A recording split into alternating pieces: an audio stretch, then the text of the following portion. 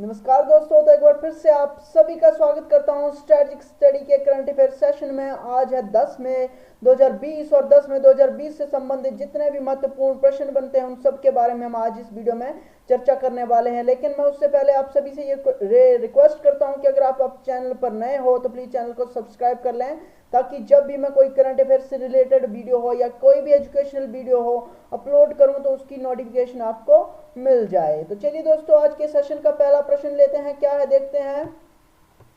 आज का पहला प्रश्न है, हाल ही में लॉस्ट एट होम रिपोर्ट किसने जारी की। हमारा आज का पहला प्रश्न क्या है, हाल ही में लॉस्ट एट होम रिपोर्ट किसने जारी की। हमारे पास ऑप्शन ए है यूएनडीपी ने, ऑप्शन बी है यूनेस्को ने, ऑप्शन सी है आईएलओ ने और ऑप्शन डी है यूनिसेफ ने। तो इसका सही उत्तर होगा दोस्तों ऑप्शन डी यूनिसेफ ने, United nation international child emergency fund इसका फुल फॉर्म है। और जान लेते हैं इसके बारे में। अभी हाल ही में United nation child emergency fund ने एक रिपोर्ट पब्लिश की है जिसका नाम है लॉस्ट एट होम रिपोर्ट, जिसमें जो विश्व भर में विस्थापित बच्चे हैं उनके बारे में बताया गया है। तो इसमें लगभग बताया गया कि 2019 में 33 मिलियन डिप्लेसमेंट हो चुकी है। और इसमें चाइल्ड डिप्लेसमेंट का प्रमुख कारण क्या बताए गए हैं, इसमें बताए गए हैं चाइल्ड मैरिज, चाइल्ड लेबर और चाइल्ड मैरिज के साथ साथ बच्चों की तस्करी, ये इसके लिए महत्वपूर्ण कारण बताए गए हैं। और इसके अलावा बात करें child United nation international child emergency fund की, तो इसका जो स्थापना हुई थी वो हुई थी 11 दिसंबर 1946 को। कब? 11 दिसंबर 1946 को इसकी स्थापना हुई थी। नोट कर लीजिएगा, 11 दिसंबर 1946 को इसकी स्थापना हुई थी। हेडक्वार्टर है इसका न्यूयॉर्क में। United nation international child emergency fund का कहाँ पर है हेडक्वार्टर? न्यूयॉर्क में। और इसकी जो एग्जीक्यूटिव डायरेक्टर हैं वो है हेनरिटा एच फोर यहाँ की जो है एग्जीक्यूटिव डायरेक्टर हैं। तो इतनी जानकारी हमें पहले प्रश्न से मिलती है।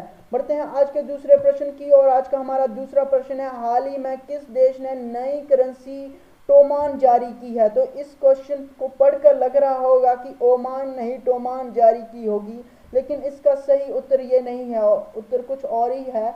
ईरान ने जारी की है। इसका ऑप्शन ए है B Iraq, option C Oman और ऑप्शन डी कतर। तो किसने जारी की है ये करेंसी? जारी की अभी ईरान ने। ईरान ने जारी की है। तो ईरान के बारे में जान लेते हैं। ईरान के जो राष्ट्रपति हैं वो है हसन रूहानी यहाँ के क्या है? प्रेसिडेंट हैं। और यहाँ की जो करेंसी अभी इन्फ्लेशन जो रेट है उसको कम करने के लिए, मुद्रास्फीति की दरों को कम करने के लिए ईरान ने अभी टोमान करेंसी जारी की है। और रियाल इसकी करेंसी पहले थी। इसके अलावा हम बात करें कैपिटल की, तो इस ईरान की कैपिटल तेहरान है। कहाँ पर? टेहरान इसकी कैपिटल है। हसन रूहानी प्रेसिडेंट है और टोमान यहाँ की करेंसी होने वाली है। और इसके अलावा पार्लियामेंट की बात करें तो इस्लामिक कंसल्टेटिव असेंबली, क्या इस्लामिक कंसल्टेटिव असेंबली जिसको बोल सकते हैं हम ईरानी मजलिस यहाँ की पार्लियामेंट का नाम है। पार्लियामेंट कोई भी एग्जाम, कहीं बहुत सारे एग्जाम होते हैं जिसमें डायरेक्ट जो पूछ लिया जाता है कि किसी पर्टिकुलर देश की जो संसद का क्या नाम है, तो हमें पता होना चाहिए, ध्यान से देखना चाहिए हमें। तो इसकी इतनी जानकारी हमें इस प्रश्न से मिलती है। बढ़ते हैं आज के अगले प्रश्न की और आज का हमारा अगला प्रश्न है, हाल ही में विशाखापत्तनम के पॉलीमर प्लांट से कौन सी गैस लीक हुई। जैसा कि हम जानते हैं, हम न्यूज में देखते हैं कि अभी विशाखापट्टनम के पॉलीमर प्लांट से गैस लीक हुई और जिसमें कई सारी जानें गई हैं। और जो 5 किलोमीटर के एरिया है उसमें कई सारे लोग अभी भी बीमार हो गए हैं, उस गैस के कारण रोगग्रस्त हो गए हैं। तो इसमें पूछा गया है कि कौन सी गैस जो है वो लीक हुई थी। हमारे पास ऑप्शन ए है मिथाइल आइसोसाइनेट, ऑप्शन बी है राइसिन, ऑप्शन सी है एंथ्रेक्स और ऑप्शन डी है स्टायरीन। ऑप्शन डी क्या है हमारे पास? स्टायरीन। तो यही सही उत्तर है, ऑप्शन डी स्टायरीन अभी हाल ही में विशाखापट्टनम के पॉलीमर प्लांट से लीक हुई थी। तो जान लेते हैं गैस के नेचर के बारे में। अभी गैस के नेचर के बारे में जान लेते हैं। This is a organic compound है, ये एक ऑर्गेनिक और सिंथेटिक केमिकल, ऑर्गेनिक कंपाउंड है जो सिंथेटिक केमिकल है और ये कलरलेस है, कलरलेस लिक्विड होता है ये। और इसमें कहा गया है कि ये कुछ समय पर तक अगर ये खुले में छोड़ दिया जाए तो हल्के पीले रंग का रूप ले लेता है। ठीक है, तो इतनी जानकारी हमें यहाँ से मिलती है। और इसके अलावा बात करें तो ये इसका प्रयोग मेनली किसके लिए किया जाता है? पॉलीस्टीरीन प्लास्टिक बनाने में इसका प्रयोग किया जाता है। स्टाइरीन जो गैस है उसका प्रयोग किस में किया जाता है? पॉलीस्टीरीन प्लास्टिक बनाने के लिए। और ये गैस कैसी है? ये गैस फ्लेमेबल है, ज्वलनशील गैस है, ये ज्वलनशील गैस है। और ये किसका कारण है? इसमें जो मैक्सिमम होता है वो होता है रेस्पिरेटरी डिजीज, जो श्वास संबंधी रोग हैं उसके लिए ये रिस्पॉन्सिबल है। अन्य रोग भी इससे होते हैं लेकिन श्वास संबंधी रोग इस गैस से अधिक होते हैं ये। तो इतनी जानकारी हमें इस प्रश्न से मिलती है। बढ़ते हैं आज के अगले प्रश्न की ओर। आज का हमारा अगला प्रश्न है, हाल ही में आयुष संजीवनी ऐप किसने लॉन्च की? आयुष संजीवनी ऐप किसने लॉन्च की? हमारे पास ऑप्शन ए है डॉक्टर हर्षवर्धन सिंह ने, ऑप्शन बी है राजनाथ सिंह ने, ऑप्शन सी है पीएम नरेंद्र मोदी ने और ऑप्शन डी है अमित शाह ने। तो ये ऐप लॉन्च की है डॉक्टर हर्षवर्धन सिंह ने ये ऐप लॉन्च की है। तो जान लेते हैं, Ayush app is launched by union health and family welfare minister doctor Harshvardhan Singh. इसके अलावा ये इनके पास जो पृथ्वी विज्ञान मंत्रालय है वो भी डॉक्टर हर्षवर्धन सिंह के पास है और ये दिल्ली के चांदनी चौक से विधायक हैं। ठीक है, लोकसभा विधायक, लोकसभा सांसद हैं, सॉरी विधायक नहीं सांसद हैं। तो इसके अलावा जो अब ऐप की बात की जाए तो ऐप कंबाइंड एफर्ट है किसका? Health ministry and family welfare ministry और आयुष मिनिस्ट्री के साथ ministry of science and technology ने इकट्ठे मिलकर कोविड-19 के खिलाफ लड़ने के लिए आयुष संजीवनी ऐप बनाई है, जिसमें हमें विभिन्न प्रकार के रोगों के लक्षणों के बारे में और उससे बचने के उपायों के बारे में बताया गया है। तो इतनी जानकारी हमें इस प्रश्न से भी मिलती है कि किन मिनिस्ट्रीज के द्वारा, ministry of health and family welfare and ministry of Ayush and ministry of science and technology ने ये ऐप जारी की है, जिसको अभी लॉन्च किया है हमारे स्वास्थ्य एवं परिवार कल्याण मंत्री हर्षवर्धन सिंह ने, डॉक्टर हर्षवर्धन सिंह ने। तो इतनी जानकारी हमें इस प्रश्न से मिलती है। बढ़ते हैं आज के अगले प्रश्न की ओर। आज का हमारा प्रश्न है, देखो संजीवनी ही आ रहा है हर प्रश्न में। आज का हमारा अगला प्रश्न है, हाल ही में किस राज्य ने संजीवनी वाहन विकसित किया है? तो इसका ऑप्शन है हमारे पास उत्तर प्रदेश, ऑप्शन बी है हमारे पास मध्य प्रदेश, ऑप्शन सी है हमारे पास महाराष्ट्र और ऑप्शन डी है गुजरात। तो इसका सही उत्तर होगा ऑप्शन बी मध्य प्रदेश। अभी मध्य प्रदेश ने संजीवनी वाहन विकसित किया है। तो संजीवनी वाहन अगर मध्य प्रदेश ने विकसित किया है तो जान लेते हैं मध्य प्रदेश के बारे में।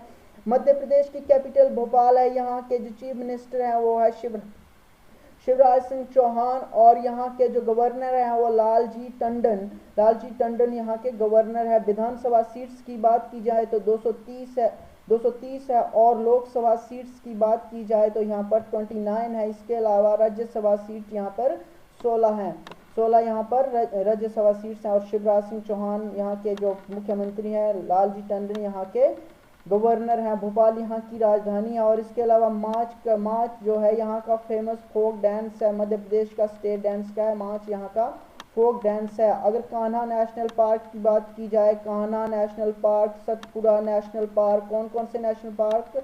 Kanha national park, Satpura national park, Madhav national park, Indira Gandhi पैंच नेशनल पार्क और संजय गांधी नेशनल पार्क। ये सारे नेशनल पार्क कहाँ पर है? ये सारे नेशनल पार्क मध्य प्रदेश में है। और इसके अलावा बात की जाए तो अजय कुमार मित्तल जो है वो मध्य प्रदेश के हाई कोर्ट के चीफ जस्टिस हैं। मध्य प्रदेश हाई कोर्ट के चीफ जस्टिस कौन हैं? अजय कुमार मित्तल मध्य प्रदेश हाई कोर्ट के चीफ जस्टिस हैं। और इसके अलावा इसके साथ मध्य प्रदेश के साथ एक और इम्पॉर्टेंट फैक्ट जुड़ जाता है कि इसको टाइगर स्टेट ऑफ इंडिया के नाम से भी जाना जाता है। मध्य प्रदेश को किस नाम से जाना जाता है? Tiger state of India. इसके अलावा रिसेंट जो स्कीम्स हैं, योजनाएं चलाई गई हैं मध्य प्रदेश द्वारा, उसमें है जीवन अमृत योजना। कौन सी योजना? जीवन अमृत योजना मध्य प्रदेश ने चलाई है। जीवन अमृत योजना मध्य प्रदेश ने चलाई है। जीवन शक्ति योजना किसने चलाई है? मध्य प्रदेश ने चलाई है। और top parent app for students, ये भी मध्य प्रदेश ने चलाई है। और इसके अतिरिक्त मिड डे मील राशन प्रदान करने वाला भारत का पहला राज्य भी मध्य प्रदेश ही है। तो इतनी जानकारी हमें इस प्रश्न से मिलती है। तो बढ़ते हैं दोस्तों अगले प्रश्न की ओर। 10 मिनट में इतना ज़्यादा नॉलेज मिलना, जानकारी मिलना काफ़ी मुश्किल होता है। बढ़ते हैं आज के अगले प्रश्न की ओर। आज का हमारा अगला प्रश्न है, हाल ही में देखो अपना देश लोगो डिजाइन प्रतियोगिता किसने आरंभ की है? हमारे पास ऑप्शन है स्वास्थ्य एवं परिवार कल्याण मंत्रालय, ऑप्शन बी गृह मंत्रालय, ऑप्शन सी पर्यटन मंत्रालय, ऑप्शन डी सूचना एवं विकास मंत्रालय। तो इसका सही उत्तर होगा ऑप्शन सी। अभी हाल ही में देखो अपना देश लोगो डिजाइन प्रतियोगिता पर्यटन मंत्रालय ने शुरू की है। तो बढ़ते हैं अगले प्रश्न की ओर। आज का हमारा अगला प्रश्न है, दिया मिर्जा निम्नलिखित में से किसकी गुडविल एम्बेसडर 2022 तक रहेंगी? 2022 तक दोबारा से इन्हें नियुक्त किया गया है। दिया मिर्जा बॉलीवुड एक्ट्रेस हैं और इनको दोबारा से 2 वर्ष के लिए गुडविल एम्बेसडर नियुक्त किया गया है। किसका? तो हमारे पास ऑप्शन है UNDP, यूनिसेफ, UNEP और इसके बाद डी ऑप्शन है ILO। तो इसके दिया मिर्जा को अभी 2 वर्ष के लिए फिर से UNEP की गुडविल एम्बेसडर नियुक्त किया गया है। गुडविल एम्बेसडर ऑफ UNEP की फुल फॉर्म की बात करें तो इसकी फुल फॉर्म होती है यूनाइटेड नेशन। क्या होती है? United Nation Environment Programme. United Nation Environment Programme की जो इस्टेब्लिशमेंट हुई थी, स्थापना हुई थी, वो कब हुई थी? तो ये हुई थी 5 जून 1972 को नैरोबी केनिया में। नैरोबी जो है वो केनिया की कैपिटल है। 5 जून 1972 को इसकी स्थापना हुई थी नैरोबी केनिया में। और इसकी जो एग्जीक्यूटिव डायरेक्टर हैं वर्तमान समय वो कौन है? वो है इंगर एंडरसन इसकी वर्तमान समय में एग्जीक्यूटिव डायरेक्टर हैं। और अगर UNEP की बात की जाए, यूनाइटेड नेशन एनवायरनमेंट प्रोग्राम, तो इसकी जो वर्तमान हेडक्वार्टर है वो है नैरोबी में। हेडक्वार्टर कहाँ है UNEP का? नैरोबी केनिया में हेडक्वार्टर है। कितना आसान तरीके से बता रहा हूँ, आप नोट करते जाइएगा और इस चीज़ को रिवाइज करते जाइएगा हमेशा, ताकि याद रहे, क्योंकि हम कुछ समय बाद भूल जाते हैं। तो इसलिए यूनाइटेड नेशन एनवायरनमेंट प्रोग्राम के बारे में जो मैंने बताया कि 5 जून 1972 को नैरोबी में स्थापना हुई और नैरोबी में ही इसका मुख्यालय है। इंगर एंडरसन इसकी जो एग्जीक्यूटिव डायरेक्टर हैं। तो इतनी जानकारी हमें इस प्रश्न से मिलती है। बढ़ते हैं आज के अगले प्रश्न की ओर। आज का हमारा अगला प्रश्न है, हाल ही में विश्व प्रवासी पक्षी दिवस कब मनाया गया? तो विश्व में लोगों को जो प्रवासी पक्षी होते हैं उनके संरक्षण और उनको आवास प्रदान कराने के लिए जागरूक किया जा रहा है। किसके द्वारा? विश्व प्रवासी पक्षी दिवस मनाकर। और ये प्रवासी दिवस मनाया जाता है हर साल 2 बार मनाया जाता है। विश्व प्रवासी दिवस हर साल 2 बार मनाया जाता है, एक मई के दूसरे शनिवार को, एक अक्टूबर के दूसरे शनिवार को। ये कई बार प्रश्न पूछा जा सकता है कि कब मनाया जाता है। तो साल में 2 बार मनाया जाता है, मई के दूसरे शनिवार को और अक्टूबर के दूसरे शनिवार को। तो ये मई महीने में इस बार कब आया दूसरा शनिवार? अगर आपको आइडिया लग रहा है तो 9 मई को आया। तो 9 मई को अभी हाल ही में विश्व प्रवासी पक्षी दिवस मनाया गया। अगर हम मई के इंपॉर्टेंट डेज की बात करें तो 1 मई को मनाया गया था, 1 मई को मनाया गया था विश्व श्रमिक दिवस, 2 मई को मनाया गया था विश्व ट्यूना दिवस। ट्यूना एक मछली की प्रजाति है, रेयर किस्म की मछली है, मैंने आपको बताया था पहले जब मैं इसके बारे में बता रहा था। 3 मई को मनाया गया था विश्व विश्व प्रेस स्वतंत्रता दिवस 4 मई को मनाया गया था। वर्ल्ड फायर फाइटर्स डे और 5 मई को मनाया गया था। अस्थमा दिवस, विश्व अस्थमा दिवस 7 मई को मनाया गया था। विश्व एथलेटिक्स दिवस और 8 मई को मनाया गया। विश्व रेड क्रॉस डे और 9 मई को मनाया गया। इसके साथ रेड क्रॉस डे के साथ विश्व थैलेसीमिया डे भी 8 मई को मनाया गया था। 9 मई को मनाया गया अभी विश्व प्रवासी पक्षी दिवस, लेकिन जरूरी नहीं है कि हर बार ये 9 मई को आया, कई बार आगे पीछे डेट्स होता रहता है, क्योंकि ये शनिवार को मनाया जाता है, दूसरे शनिवार को मनाया जाता है मई के, और अक्टूबर के साल में 2 बार आता है ये दिवस। तो इतनी जानकारी हमें मिलती है। पहली बार ये मनाया गया था 8 और 9 अप्रैल 2006 को। तो और इसके अलावा एक फैक्ट छूट रहा है कि इस साल के जो वर्ल्ड माइग्रेटरी वर्ल्ड डे है, उसका थीम क्या रहा है? तो इसका थीम रहा है world connected our world. Words connected our worlds का थीम रहा है। वर्ड्स कनेक्टेड आवर वर्ल्ड्स इसका थीम रहा है। तो इतनी जानकारी हमें इससे प्रश्न से मिलती है। ये भी बता चुका हूँ मैं कि 8 और 9 अप्रैल 2006 को पहली बार ये विश्व प्रवासी पक्षी दिवस मनाया गया था। बढ़ते हैं आज के अगले प्रश्न की ओर। आज का हमारा अगला प्रश्न है, हाल ही में किन राज्यों ने श्रम कानूनों में बदलाव करने के अध्यादेश पास किया है? तो हमारे पास ऑप्शन ए है उत्तर प्रदेश, ऑप्शन ए है उत्तर प्रदेश और मध्य प्रदेश, ऑप्शन बी है बिहार और झारखंड, ऑप्शन सी है पंजाब और हरियाणा, ऑप्शन डी है आंध्र प्रदेश और तेलंगाना। तो इसका सही उत्तर होगा ऑप्शन ए उत्तर प्रदेश और मध्य प्रदेश ने अभी हाल ही में श्रम कानूनों में बदलाव लाने के लिए अध्यादेश पास किया है। देखते हैं।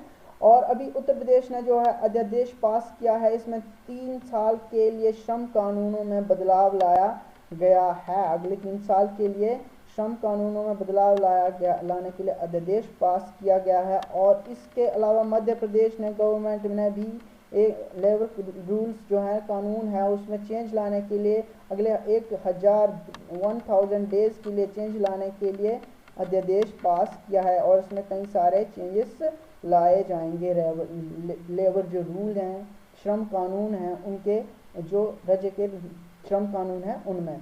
इसके अलावा हम बात करें मध्य प्रदेश के बारे में, तो हम पहले से ही ऊपर बात कर चुके हैं क्वेश्चन में। और अब बात करते हैं यहाँ पर उत्तर प्रदेश के बारे में बात करते हैं। तो गवर्नर है उत्तर प्रदेश की आनंदीबेन पटेल। सीएम आप सभी जानते हैं हमारे योगी आदित्यनाथ यहाँ के सीएम है। अगर फोक डांस की बात की जाए तो यहाँ का फोक डांस है कथक यहाँ का फोक डांस है। और दुधवा नेशनल पार्क, ये बहुत इंपॉर्टेंट नेशनल पार्क है उत्तर प्रदेश का, और लखनऊ इसकी कैपिटल है। और दुधवा नेशनल पार्क एक बहुत इंपॉर्टेंट नेशनल पार्क है जो कई बार एग्जाम में पूछा जा चुका है कि दुधवा नेशनल पार्क कहाँ पर है, तो ये उत्तर प्रदेश में है। अगर बात की जाए उत्तर प्रदेश के राज्य पक्षी की, तो सारस क्रेन यहाँ का राज्य पक्षी है। कौन? सारस क्रेन यहाँ का राज्य पक्षी है। बारहसिंगा यहाँ का राज्य पशु है। तो इतनी जानकारी हमें मिलती है यहाँ से। इसके अलावा और क्या जानकारी मिलती है कि यहाँ पर लोकसभा सीट्स कितनी है? लोकसभा सीट्स यहाँ पर 80 हैं, डिस्ट्रिक्ट यहाँ पर 75 हैं, और राज्यसभा की यहाँ पर 31 सीट्स है। और इसके अलावा बात की जाए यहाँ पर विधानसभा की, तो उत्तर प्रदेश विधानसभा में 403 सीट्स है। इसके अलावा एक एंग्लो इंडियंस में से भी निर्वाचित किया जाता है अगर उन्हें जरूरत पड़े, उन्हें उचित प्रतिनिधित्व ना मिल रहा हो तो। बढ़ते हैं आज के अभ्यास प्रश्न की और। आज का अभ्यास प्रश्न है, who has been appointed as chairperson of PAC public account committee के अभी हाल ही में चेयरपर्सन किसे नियुक्त किया गया है? ये है आज का अभ्यास प्रश्न। और अगर आप जानते हैं तो प्लीज कमेंट बॉक्स में इसका जवाब जरूर दें। तो ये हमारा अभ्यास प्रश्न है। इसके अलावा हम बात करें पिछले क्वेश्चन की, जो पिछला अभ्यास प्रश्न था उसके बारे में, तो उसका उत्तर होगा उत्तर प्रदेश सरकार ने अभी हाल ही में आयुष कवच कोविड ऐप लॉन्च किया है। किसने किया है? उत्तर प्रदेश सरकार ने अभी हाल ही में आयुष कवच कोविड ऐप लॉन्च किया है। तो इतनी जानकारी हमें आज के करंट अफेयर से मिलती है। तो मुझे उम्मीद है कि आप सभी को काफ़ी ज़्यादा इंफॉर्मेशन मिली होगी और आप इसको याद रखेंगे और मेरे चैनल को लाइक कर देंगे और वीडियो को शेयर करेंगे, सब्सक्राइब कर लें चैनल को। और इसके अलावा इसी के साथ आप सभी से अलविदा लेता हूँ, ये कहते हुए कि सीखते रहिए, सिखाते रहिए, क्योंकि जो हम सीखते हैं और किसी को बताते हैं, बताने की कोशिश करते हैं, वो हमारे दिमाग में कहीं ना कहीं ज़्यादा दिन तक रहता है। और अगर हम बार बार उस चीज़ को किसी दूसरे के साथ शेयर करते जाएंगे तो वो चीज़ हमारे दिमाग में अपने आप ही घर कर जाएगी। तो इतनी इसी के साथ आप सभी से अलविदा लेता हूँ और आपसे उम्मीद करता हूँ कि खुश रहें और अपने अपना और अपनों का ख्याल रखें। धन्यवाद।